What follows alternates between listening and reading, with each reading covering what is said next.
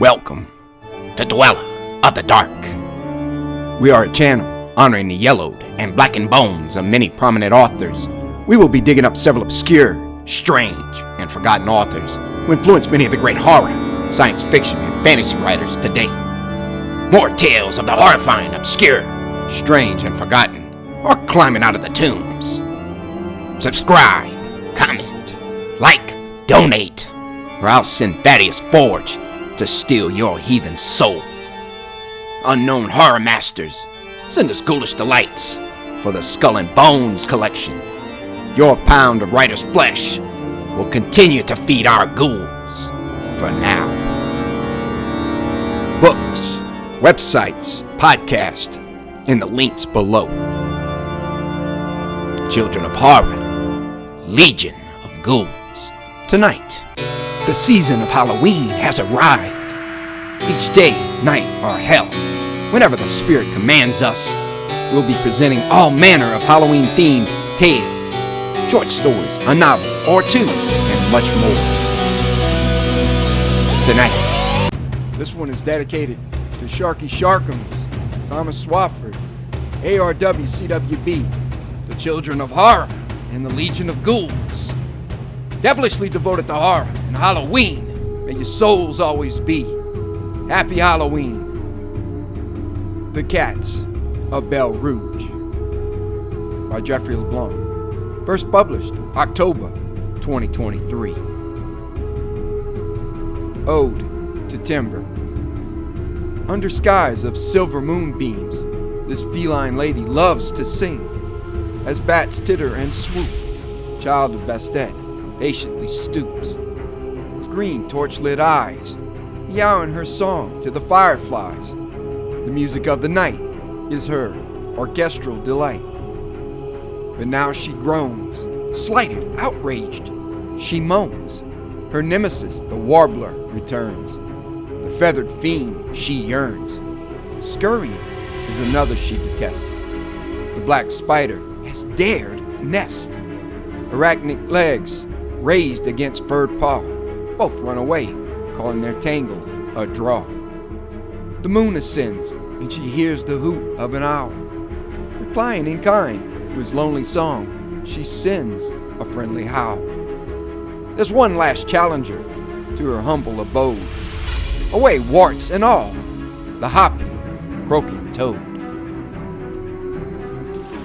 1. Drum beats roared across the coastal estuaries of Louisiana. Joining their echoing thunder are blood-curdling screams that lambasted out across the swamps surrounding Skull Sands. Peering in through the swamp and swaying marshlands, one might have seen dancing silhouettes by blazing firelight. They might have heard the exultations emanated from a congregation, a voodoo congregation, gathered in the midst of bonfire and shadow. In the crowd's center, curiously writhing like a venomous snake, is an ancient voodoo queen, nearly 80 years of age. Unbelievably, the relic of a woman with her feathered and bone crown moves with the grace of a girl decades younger. She limbos and twists, moving in a swan-like circle. Then the queen leaps about with all the agility of a panther. Those horrific and terrifying screams heard earlier with the thundering drums, her screams are almost ecstatic as the voodoo queen takes her leathered claw of a hand with a silver knife and slices the throat of a chicken. Shaking the white-feathered dying creature, the voodoo queen splatters her faithful followers in crimson blood. Then all goes silent and solemn in the moonlight. A glorious full moon blazed over the endless forest of palmetto and twisted ancient oaks. Shadowed within, a bonfire rages, and a crowd of lost children sit by the fire swaying to drum beats and rhythmic singing of songs from a faraway land. They are the most unlikely group of voodoo practitioners assembled. Their long-forgotten African lineage, if they knew it, would be as vast and distant as the stars hovering over the earth. These wayward children were the outcast of their noble houses, set by their own or evilly tricked into bondage on a foreign shore. They are the lion-fighting Tiv and Terabah from the northern mountains of Western Africa. They are the huddled, fearless, fiery-tempered Nupe toward the country's east. The dancing and singing lovers of life, the Igbo, chorusing how they endure under their spiritual mother, the moon.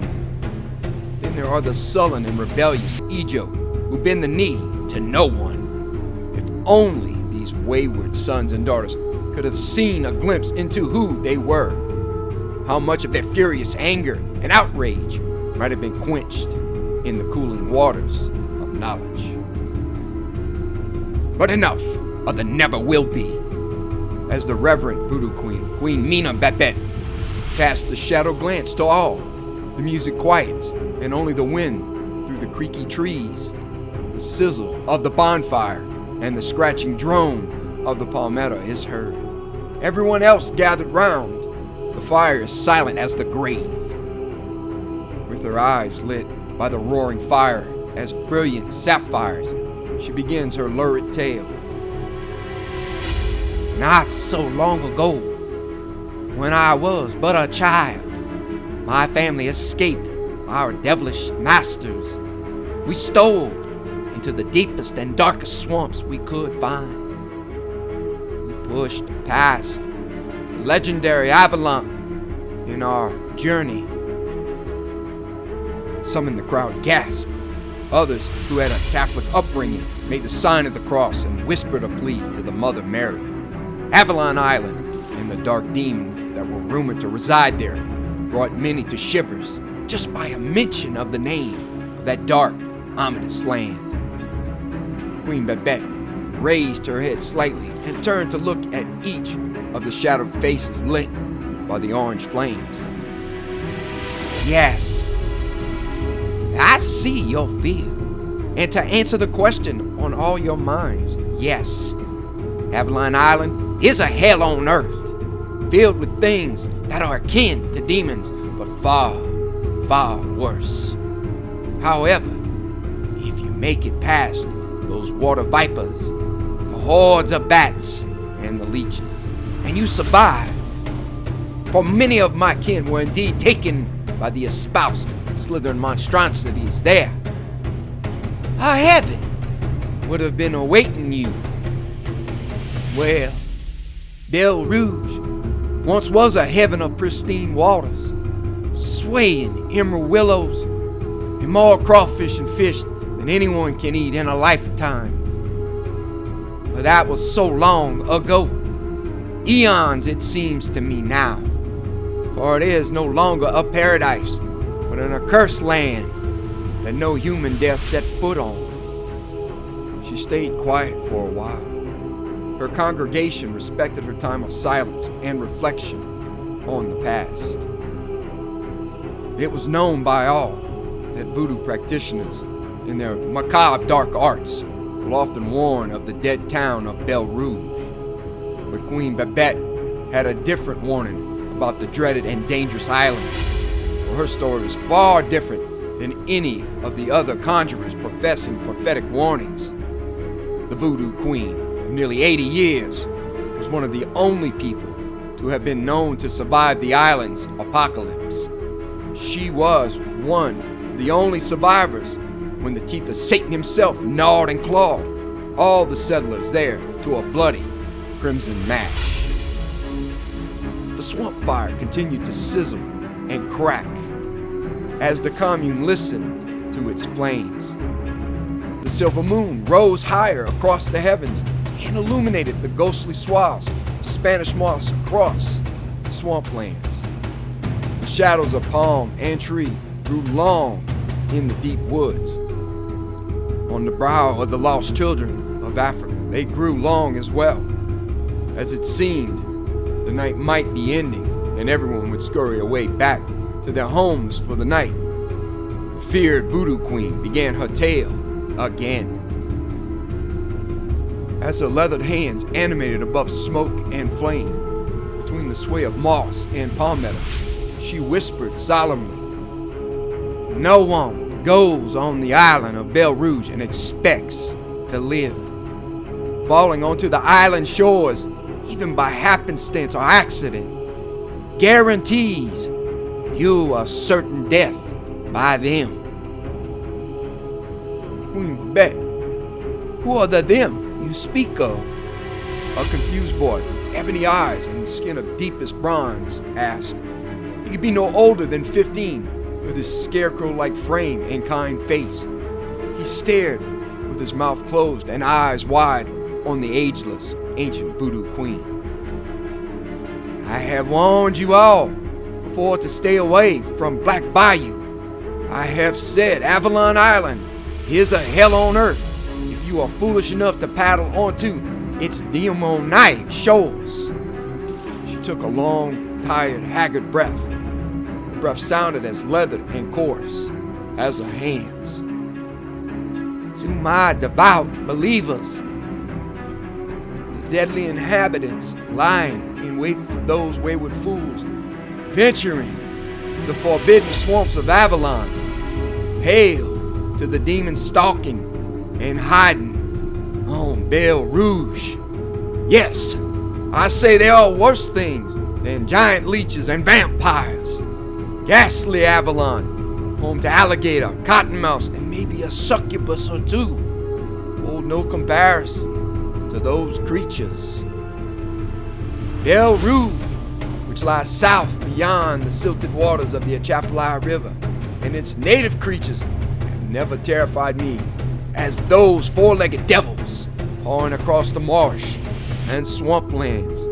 Those hideous immortal things in their glimmering green eyes, always searching for flesh and blood. It's the cats of Belle Rouge that make this old heart still skip a beat. Her eyes widened as she put a clawed hand to her languished, pale face, and she lowered her head and let tears fall to the shock of all at the fireside vigil. She shook her head and screamed out. Devils they were!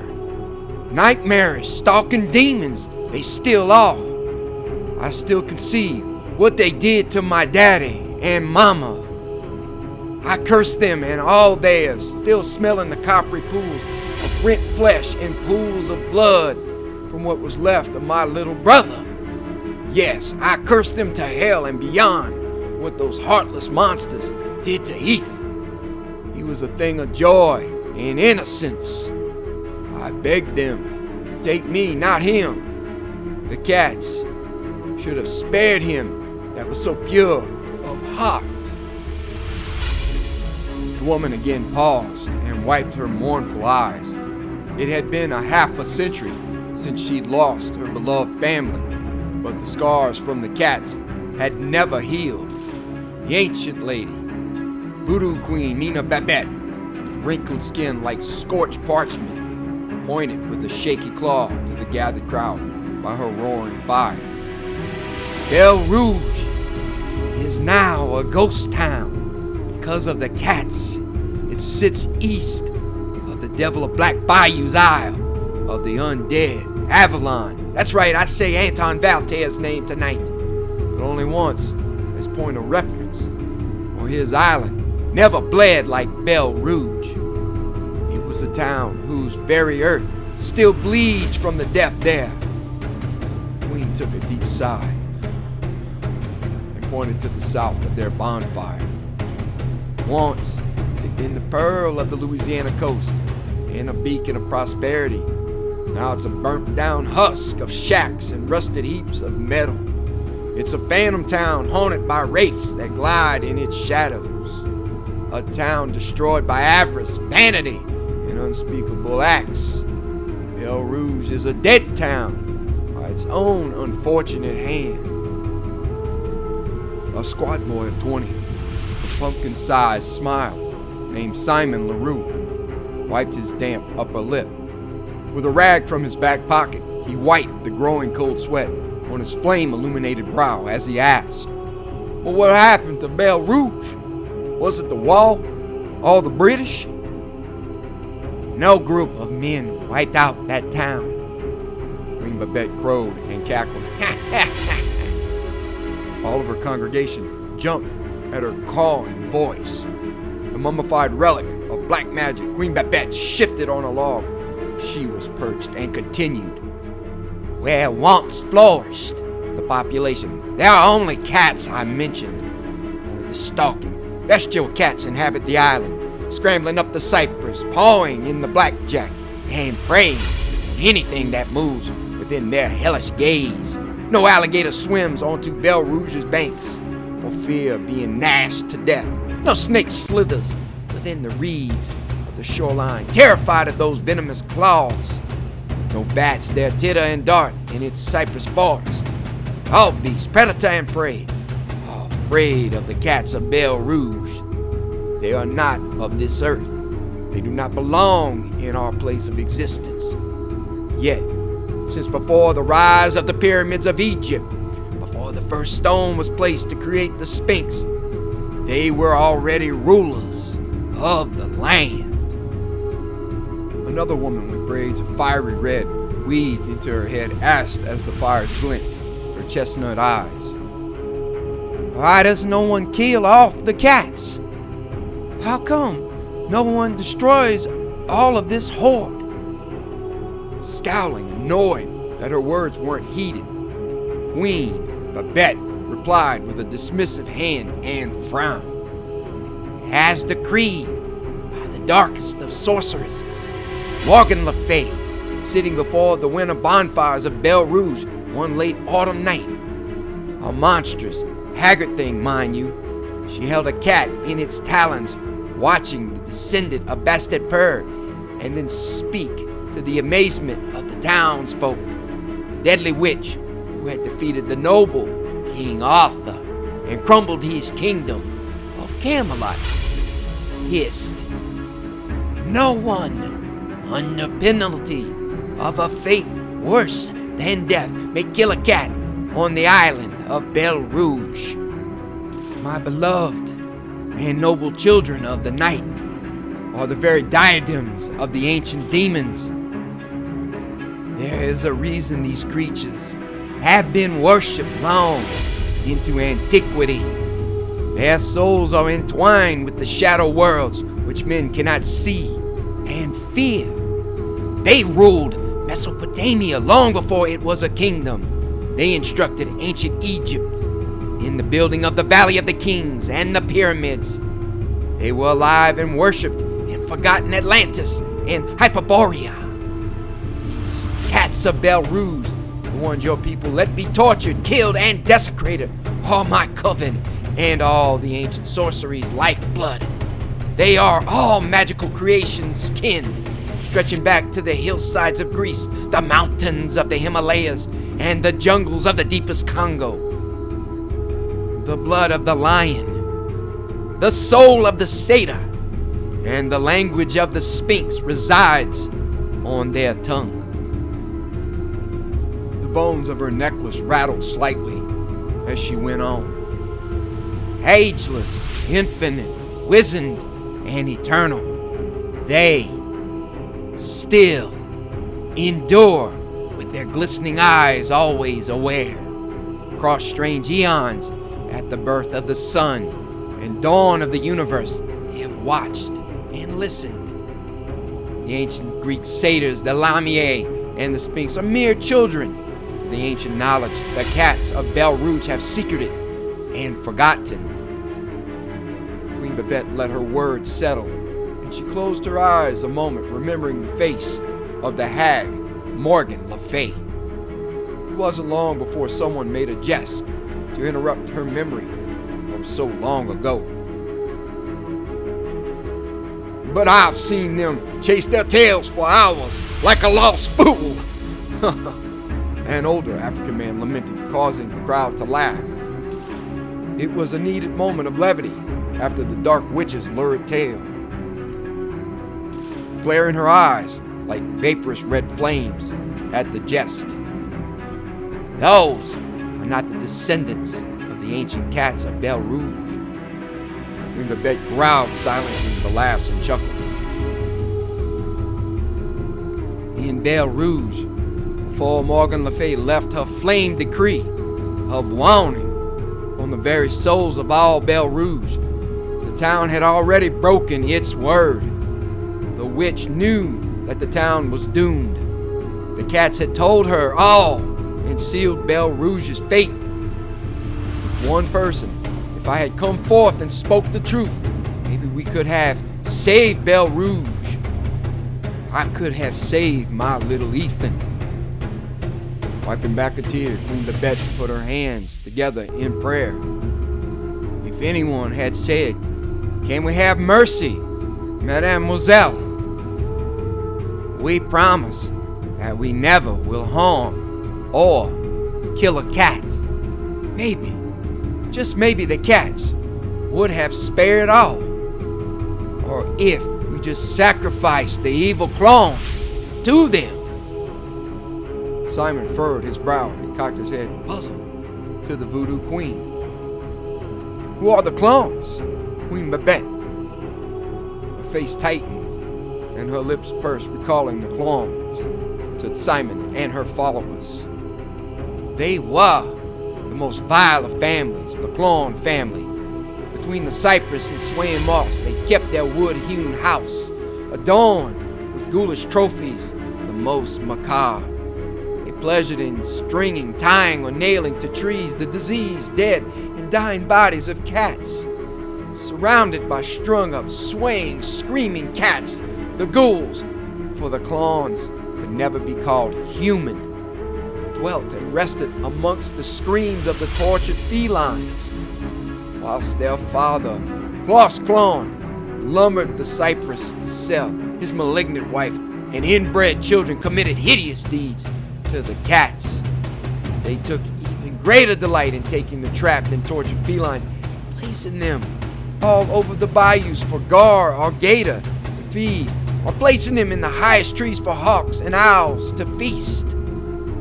Queen Mina Babette took a deep, coarse sigh and closed her eyes a minute, recalling, then spoke through gleaming, protuberant teeth, practically seething.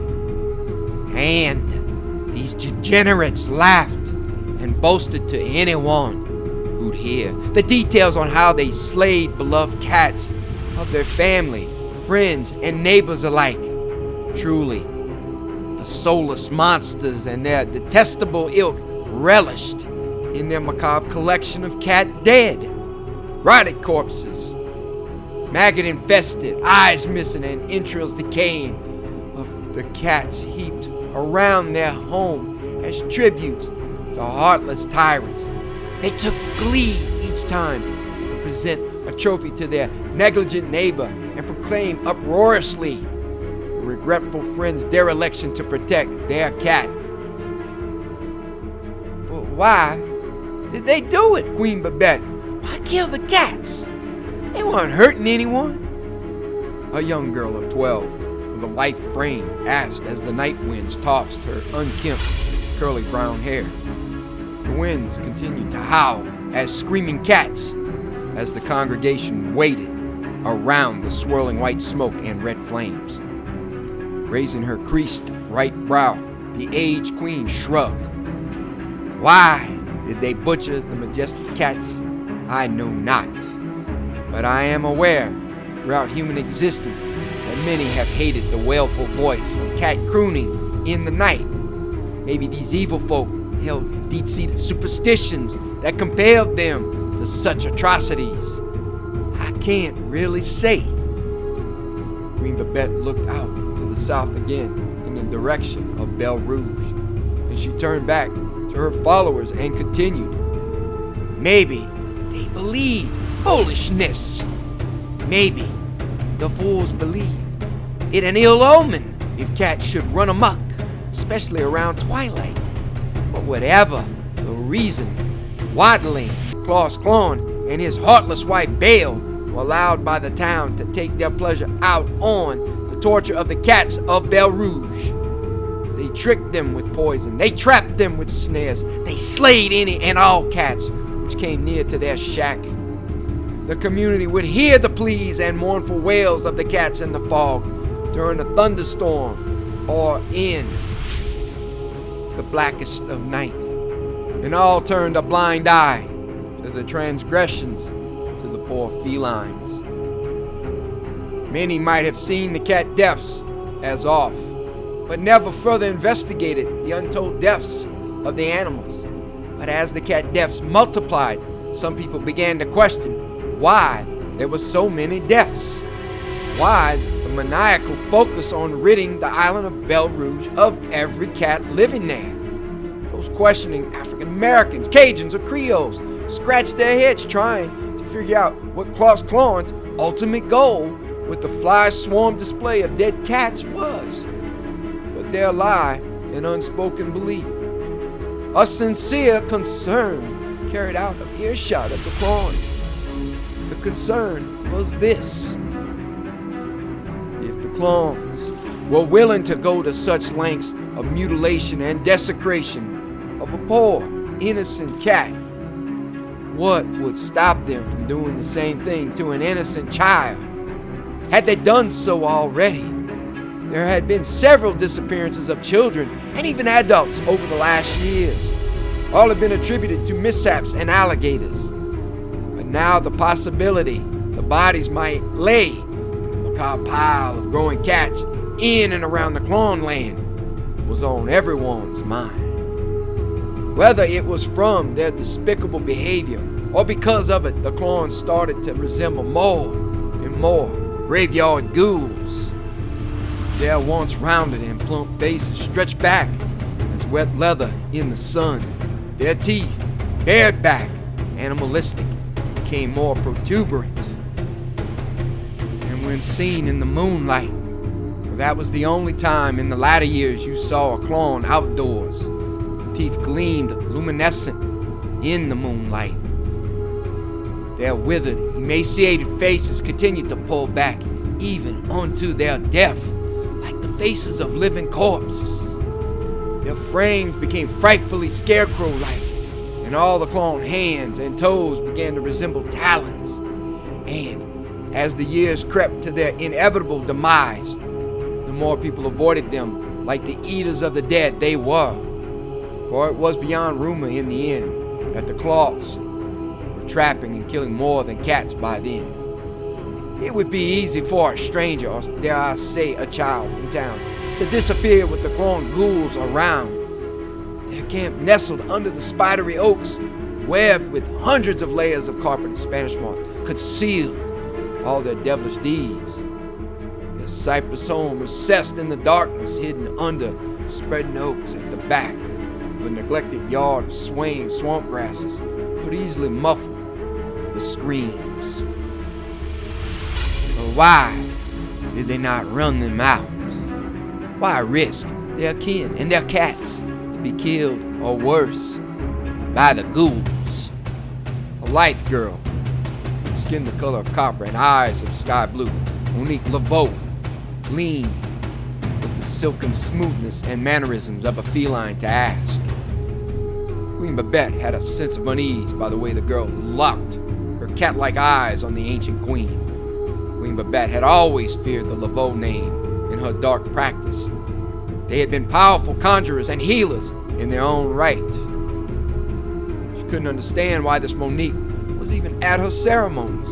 It made no sense, her presence among Queen Babette's followers.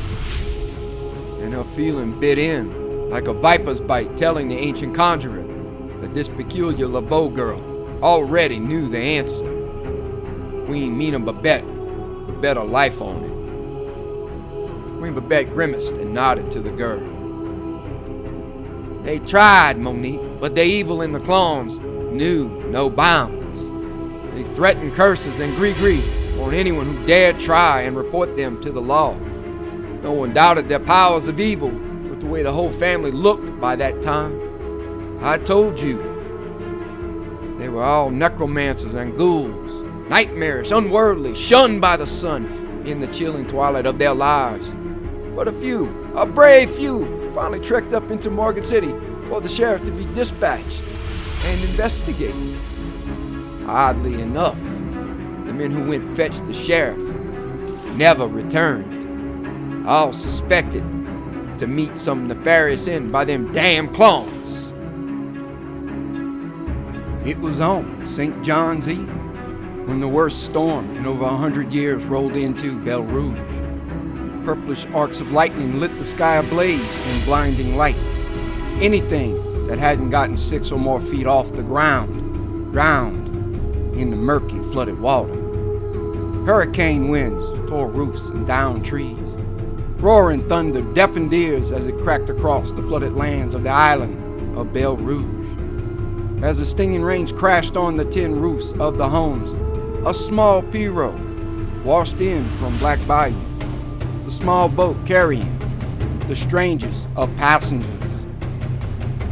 The passenger was an elderly, hunched-over woman with gnarled hands and hunched body, like something out of a fairy tale dream or a grim nightmare. She was, by all accounts, a lecherous soul with her sparkling green eyes, cat's eyes.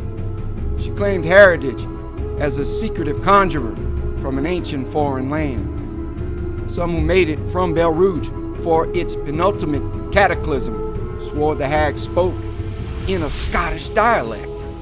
Others would attest that the bogle was Irish ancestry from the forest deep within the old country. But many more believed wholeheartedly that her lineage was from those most haunted of English lands, home to the Fane, the Fawn, the Hellhound, and the Satyrs, the mystic Moors. But all agree her tongue was not French.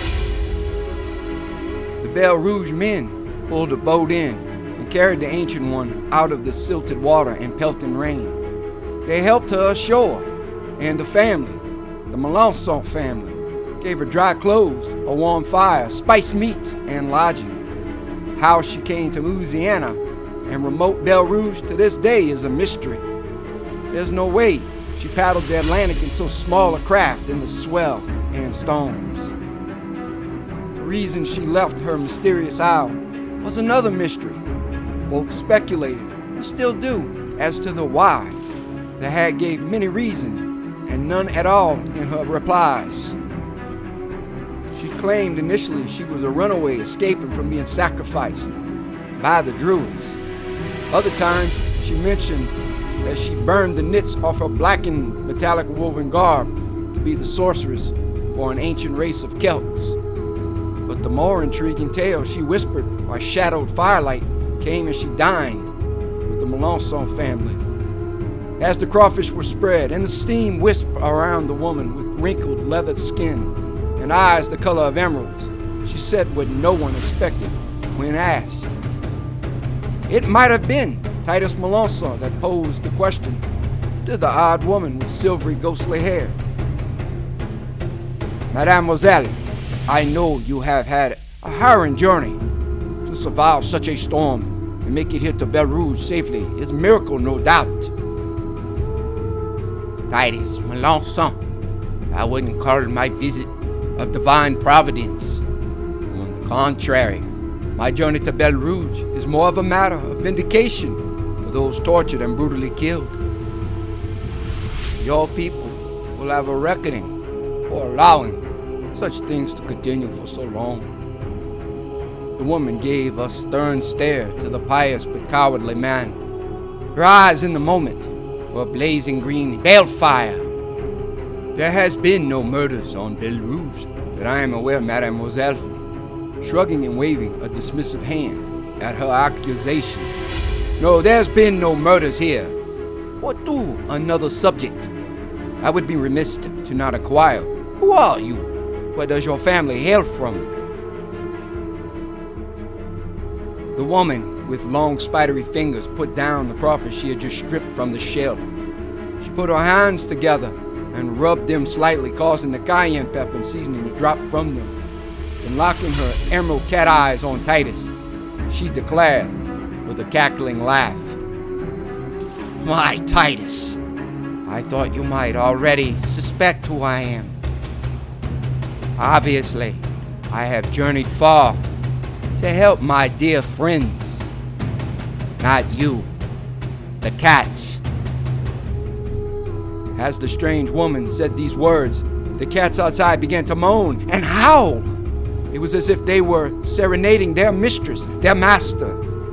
The serenade continued to unnerve the group. Then the woman smiled mischievously and waved a hand. The cat stopped instantly. The woman said nothing and gave the man a devilish knowing smile. As she did so, her pointed, protuberant teeth gleamed like razors beneath her cracked and leathered lips. Mon Dieu! Titus jumped back from the table and made the sign of the cross. All the family moved from the table, seeing their patriarch cowering in fear. I'll answer, you coward, for I've known spineless swine like you all my days. Men who let innocent creatures and children be tortured, trapped, and their flesh desecrated by animals. In this case, living, breathing, disgusting, and demoniac ghouls. She stood and adjusted her cloak to leave out in the weather. Then she turned and glanced back for the briefest moment as the lightning ignited the sky, casting long shadows across her dark silhouette. I'm the woman who bested a wizard. I'm the lowly wretch who crushed the arrogant and naive King Arthur and his kingdom, Camelot. Surely you jest, mademoiselle. One of Titus's sons, Thomas, looked on the professed witch with his unyielding brown eyes and clenched jaw. His powerful frame moved around the table as quickly as a swamp panther to accost and throw the witch out of their home. He lived the Bible and believed in one of its core diadems: never suffer a witch. The whole crowd that Queen Babette had been speaking to by the swamp firelight laughed. Only MorganLafaye stayed silent as the grave. Her stoic demeanor made the voodoo queen even more at ease. To change the subject and ease the tension between she and the cousin of the legendary marielaveau, Queen Mina Babette continued her tale. Thomas challenged the purported powerful sorceress to explain. I have never heard of this kingdom you speak, or you. Why should my family believe anything you say? For all I know, you fed and trained these cats to act this way and do your bidding. That could be so, Thomas Melançon. Yes, I know your name and the names of everyone who turned their backs on the horrendous torture and murder of my friends and familiars. She bristled at the word familiar. She corrected herself as she pointed a crooked talon of an index finger at everyone in the room. No, none of that is accurate. They are more than friends and familiars to my sorcery brethren. We serve them always. For the cats that reside on Belle Rouge are older than the oldest of my kind. You were tested by these ancient gods and found miserably inept. The youngest daughter of Titus, Alice, looked up with her blue eyes as she brushed back her chestnut hair to speak. I read a book somewhere, Daddy, and everyone. King Arthur was a heroic king that pulled a sword out of a stone. He built a round table. I burnt it when I killed off his knights and crushed his kingdom. The woman croaked, interrupting Alice's response. Her words carried like a proverbial toad. Alice disagreed with the strange woman, who had returned to the dinner table and sat. But it was his wicked sister that defeated King Arthur and his knights of the Round Table hundreds of years ago. Her name was MorganLafaye, half-sister to King Arthur, the woman who bewitched and entombed the wizard Merlin. Alice scoffed at the old hag's words. Titus shook his head, as did everyone in skepticism. The woman was indeed touched in the head to claim being hundreds of years old. But was she? None of what she said could be proven. Most likely, the woman was a lost lunatic. It would make total sense why she was paddling in the middle of a hurricane on one of the most haunted and dangerous bayous in all of Louisiana. She was touched in the head, or had to be insane. However, there was the question of her abilities with cats. It was her affection, her loyalty, and her perceived dominion over the cats that had the whole community whispering away. Many of the more superstitious on Belle Rouge, after a few weeks watching the woman's uncanny abilities, started to believe she just might be MorganLafaye, and what power she must have wielded in her youth to crush the famed Camelot and its famous king. Morgan had said on her first day on Belle Rouge, "I was summoned to help the town of Belle Rouge. The cats asked me to weigh in before they lent their punishment upon all of you. They prayed and pleaded to talk sense into this cowardly community. Therefore I have come not to rid you of the ghouls, but to plead with you to fall on your knees and beg these ancient feline deities, sons and daughters of Bastet, for forgiveness. Do you understand what I'm saying?" Titus and the family, not wanting to get the elderly woman upset, agreed with her terms. However, they did not or could not believe her extraordinary tale. There was no chance she was hundreds of years old, was there? How could she even think to get the town to believe a roaming derelict who landed on Belle Rouge was the legendary sorceress of acclaimed, legendary fame? But in the weeks to follow, all the skepticism and scoffing would gradually start to change, and many would go on to recant their doubts by her signs and wonders. Morgan was a gifted dark mistress unlike anyone the town had ever seen. She would hold seances and spectral visitations. Real ghosts would appear. If MorganLafaye read tarot cards or had direct prophecy readings, a silver coin, she was always accurate in her readings. When the dark ancient was bored, she would sell homemade charms and trinkets to the masses. Everyone that bought one screamed in amazement that they had worked. But her control of nature and of the animals on Belle Rouge brought the most accolades and astonishment. Storms would cease if she merely raised a finger. The sun would set if she whispered a word from her incantations. A sick person or animal responded immediately to her silent prayers to whatever god she served. As she walked to the darkest parts of the island, many followed and prayed to her now. Morgan, despite the throngs of skeptics on Belle Rouge, starting to make people believe she might be all she claimed to be. Only time would tell if the crippled hag, with the power of prophecy, the elements, so much more, deserved to be the latest religion or deity on Belle Rouge. 3. Queen Babette looked up to the moon and cocked her head. She gave a wan smile. "I know you are wondering, when did all that trouble happen? I tell you, I try every day to forget the day when the cats reminded humanity why we instinctually fear the darkness." The old voodoo queen wiped cold sweat off her brow. She took a deep sigh and let the air out slowly over the dancing flames of the bonfire, then began again. It started with the swarms of flies across the whole island of Belle Rouge. Yes, if I'm remembering it right, that was the day things began. After the flies had caused their havoc, things calmed like they do just before a bad storm. Anyway, a week, maybe a month later, people started asking about the clones. Overnight, they seemed to no longer be around. No more cats were seen hanging in the cypress and willows either. Days had passed, and there had been no sign of the clones. No gardening, no boats in water, no traps set. Now, it wasn't strange at first because they had stopped being day creatures.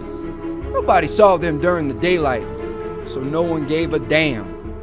And when the next hurricane erupted across Belle Rouge, tearing their house to bits, no one still cared. Most, in fact, rejoiced that the clones finally left with their devilish ways to lands unknown. Or so we thought. It was Titus who picked up on the early changes. I remember seeing Titus Melanson as he rubbed his chin and grimaced. He made a profound observation. they wouldn't have left their boats behind. I find it odd Klaus Klon will leave his gun and traps too. Skeeter Tebow added in. Yes, Pod, for weeks. Other than the flies, there haven't been any more cats killed. Wasn't that right after MorganLafaye, crazy cat lady, said no more cats were to be killed? You are correct, Skeeter. But here's the funny part. I haven't seen any cats, living or dead, on Belle Rouge lately. Hampton Abel, a squat dwarfish man, rubbed his bearded chin and answered. Well, to think of it, all the cats seemed to have disappeared, and there hasn't been any traps set out or poisoned. I wonder what gives. I did see MorganLafaye, Daddy. The young daughter of Titus pointed to where she'd seen the witch. Alice nodded and directed her father to the sandy beach on the western side of Belle Rouge. A light breeze gusted up and caused her hair to lift up as she continued to explain. She was standing in the rain a week ago. She had on this funny hat. It was like a crown of thorns with horns all around and a gold circular thing in the crown's center. She was screeching something up to the clouds, and everything stopped. Right after, the buzzing flies crawled out of the ground and swarmed the ghoul house. With a stern, authoritative brow, Titus ordered his daughter to do the following. Alice, I need you to go back to the house. Tell Mama I'm going to go check out the Klon's house. Make sure they gone. Yes, Daddy. Alice lowered her shoulders, huffed disappointed, and wandered slowly home. We need to go inside the house, fellows. Titus looked to see Skeeter and Hampton frozen in their tracks. Both men, wide-eyed and pale from what Titus was about to do. They seemed paralyzed by fear or something worse. Terror. Titus Melanson tried to urge them on, but neither Hampton nor Skeeter wanted a part of Titus's plan. Titus tried to pull Skeeter by the gruff of his neck. Skeeter slapped away Titus's hand, then glared a fist at his half-crazed, foolish friend. Skeeter said as much in his protest. I ain't going into the ghoul's house, Titus. There was something wrong with them folks from the time they came here. Them people weren't right. They were bona fide ghouls. If I see how they lived in that wreck of house of theirs, I'm liable to never be the same again. I have enough nightmares to keep me awake at night. I don't need any more. Titus waved a dismissive hand at Skeeter, then barked. Fine. Guard the outside of the place, while me and Hampton take a quick look. I won't be in there 5 minutes too. I never said I was going in there either, Titus Melanson. If you want to go kicking around a hornet's nest, feel free. But leave me out of climbing into a house, most likely filled up with dead, rotting bodies or worse. Those ghouls might still be lurking around, and we just haven't seen them. Hampton interrupted angrily and pointed at the collapsed house of the notorious Klons. I tell you what we are going to do.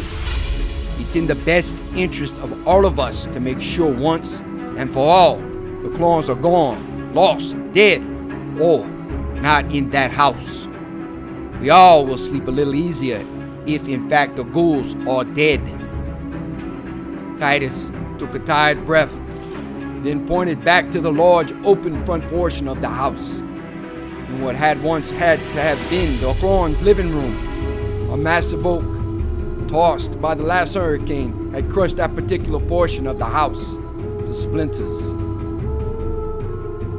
You are just bound and determined to kick up the flames of these hellspawn, Skeeter growled as he started toward the remnants of the Klon's home.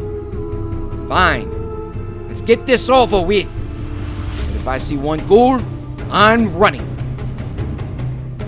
The door collapsed in the minute Titus went to push on the door. Well, it didn't fall in. It disintegrated into a pile of dust from a relentless assault of termites through the 6 or more months. The house had been left in ruin. Inside the remnants of the dwelling, things weren't much better. Despite being resistant to mold and rot, the termites had once again ate through structural supports and boarding to all of the men's surprise. Hampton pushed back his hat and wiped cypress dust off his shoulders as he entered into the Clone home after Titus. Titus, I know we got termites on Belle Rouge, but I've never seen this voracious to eat a house to the ground. Even the wood beetles are joining in by the herds. Skeeter jumped out of his skin from a beetle crawling on his neck. After he had swiped the obsidian large bug away, he agreed. Yes, this place won't last another 3 months by the way they are eating. Never in all my time in the swamp have I seen critters work this quickly. If it makes either of you feel better, neither have I.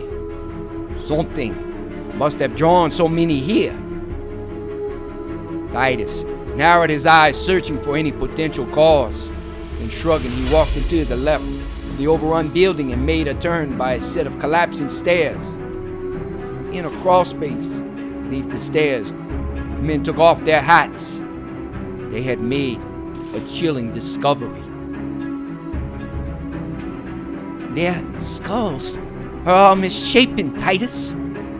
Skeeter gulped, staring on 4 unusually deformed and large skeletons. They looked like they had grown claws and horns, too. Hampton furrowed his brow and narrowed his brown eyes, studying the bones of what was the former tenants of the Clone house. He murmured solemnly with a half-lowered head, I know we called them ghouls as a joke because of their odd hours and the stuff they did. But honest to God, himself, gentlemen, they might have really been, well, actual ghouls. I'd agree that something weird caused all those changes to the bones. Maybe it was inbreeding. I wouldn't put anything past Klaus Clone. That man, while alive, was pure evil. See, he has the horns to prove it. Titus pointed and tried to ease Hampton and Skeeter's growing dread of what they had found with his jest. The other 2 men smiled a moment and then frowned as something else, something macabre and grisly, caught their eyes. Behind the bodies, in what seemed like an elaborate root cellar, but looked more like an intricately dug and fortified labyrinth, the men peered, trying to let their eyes adjust to the dark. After a moment, they saw what the walls of the cellar were. Mon Dieu, mon amis, they were ghouls! Skeeter exclaimed and recoiled back. For in the areas where something had done from above, revealing small patches of light, all the men realized that the walls were corpses used as brick. There were desiccated bodies of cats. There were mummified bodies of alligators and all manner of dead swamp creature. But the most hideous block of them all were countless human ones. All manner of human body in various forms of decomposition riddled the labyrinth walls. I don't know about you gentlemen, but I've seen enough. Titus made haste with his friends and scrambled out of the crypt of the Clones, for never again would anyone ever call the place a home for the living. Titus gathered everyone he could find for a meeting. Something had to be done about all the bodies stacked in the house. He felt it was unnatural to just leave them as wall material. The bones and all needed a proper Christian burial, even if many of the deceased or murdered had not been Christians. We have to pull them out of that evil house. We need to do our best to figure who they were, but above all else, we need to give their bodies a proper burial so their souls can rest. The mayor of the town, Charles Bordelon, waddled up, rubbing his double chin briskly. He added, Yes, it's the right thing to do. It's the godly thing to do. He lowered his head slightly and locked his whitish blue eyes on everyone who had assembled one by one before admonishing and identifying a major problem. But who are we going to get to volunteer for the cleanup? Which of you brave men and women wants to go crawling into that maggot and worm-riddled earth, enclosed in that tomb-like darkness, with all of them bones, all those murdered souls, and all them vengeful ghosts? He took a sigh, then added to everyone's dread, and let's not even get me started about all the devils and dark things such a murderous place attracts. By the way, Titus, didn't you say the clones and their kin were sprouting horn on their skulls when you found them? Yes, they had horns and other changes to them. The whole crowd went deathly silent.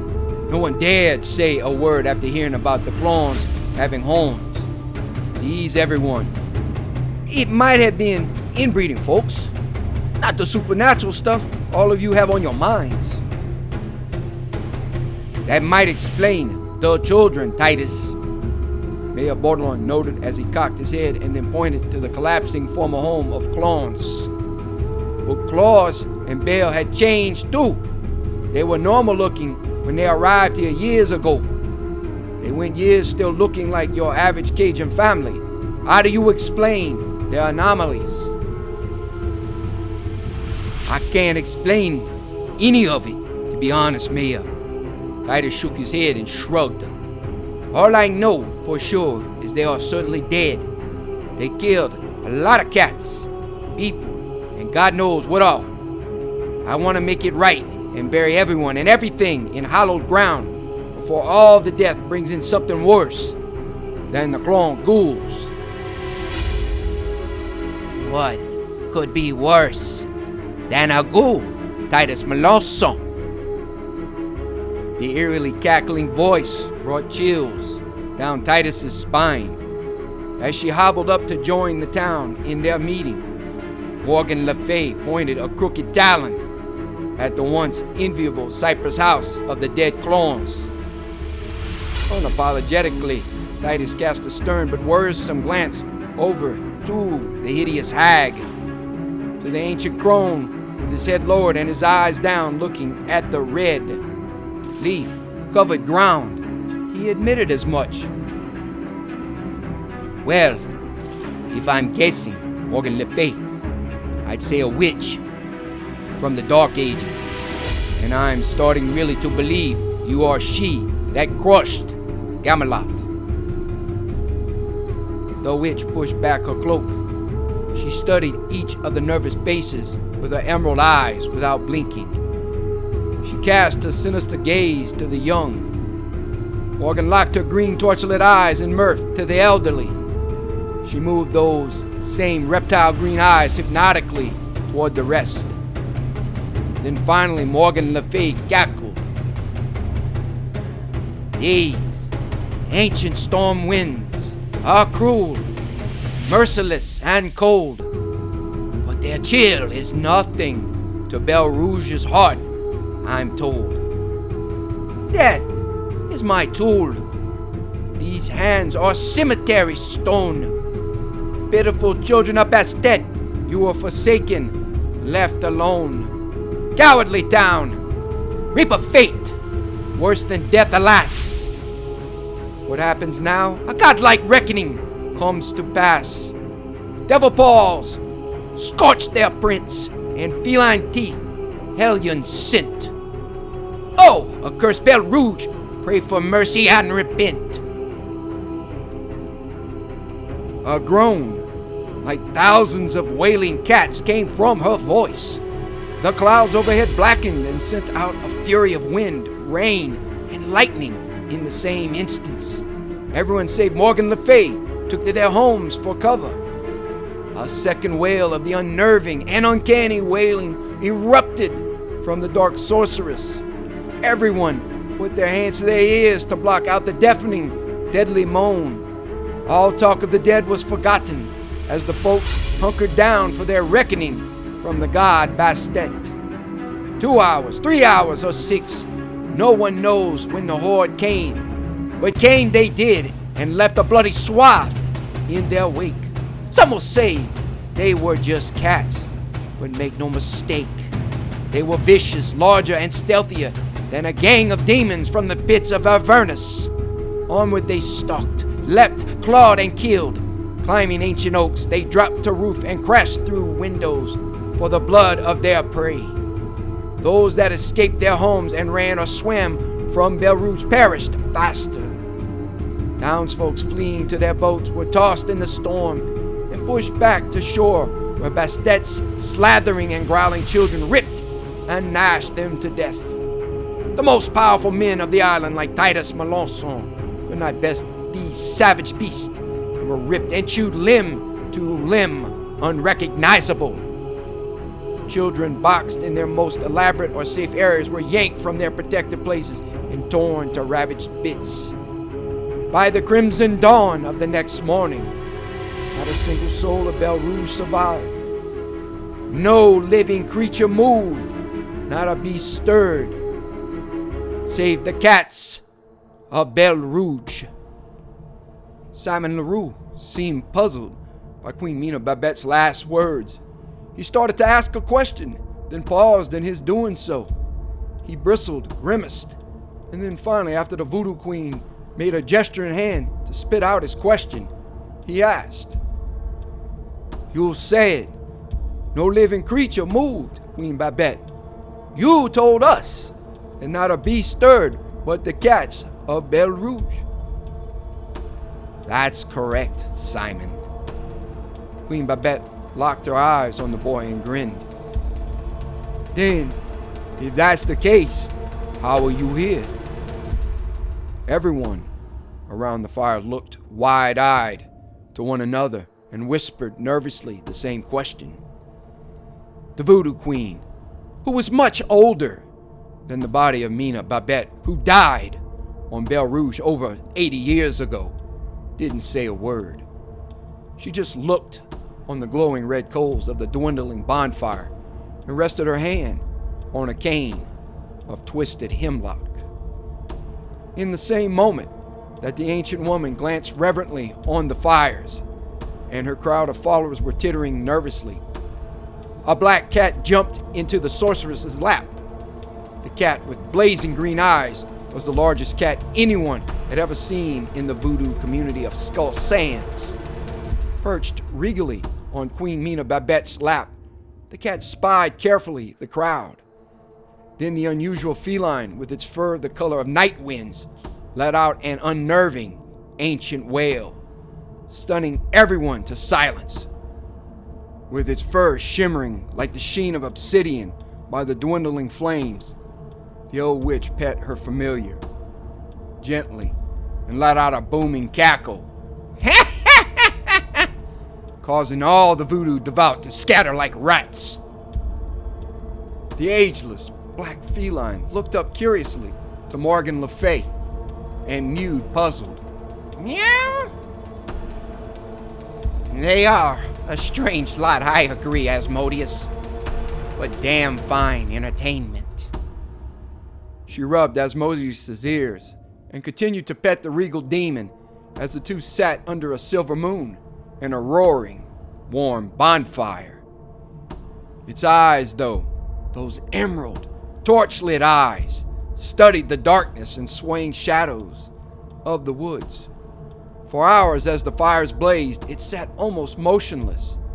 Then casting a glance back toward the orange flickering fire, with the glint of the flames in its eyes, it mewed, "Meow," and purred up to the ancient sorceress.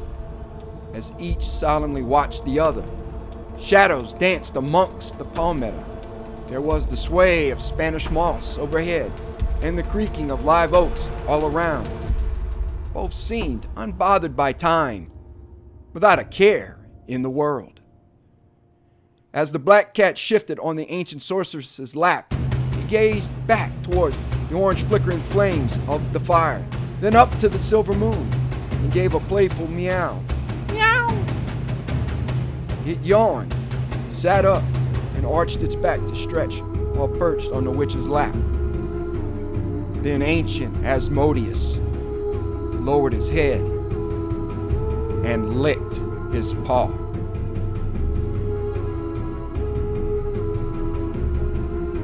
Thank you for listening. Have a great night.